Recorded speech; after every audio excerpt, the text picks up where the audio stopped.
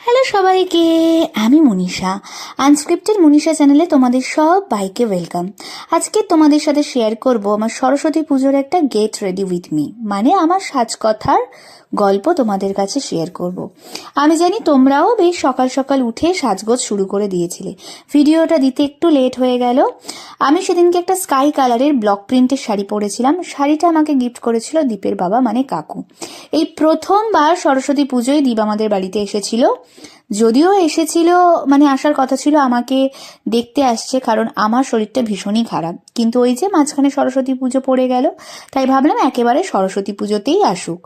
যাই হোক, প্রথমবার সরস্বতী পুজোয় দুজনে একসাথে রেডি হলাম। এরপরে দীপ চলে গেল নিচে পুজোর ঠাকুর ঘরের কাছে। আমি ভাবলাম ছোট্ট খাট্ট আমার যা যা মানে অক্সিডাইজ বা তোমার এই হ্যান্ডমেডের যে জুয়েলারি আছে সেই দিয়ে রেডি হয়ে নেব।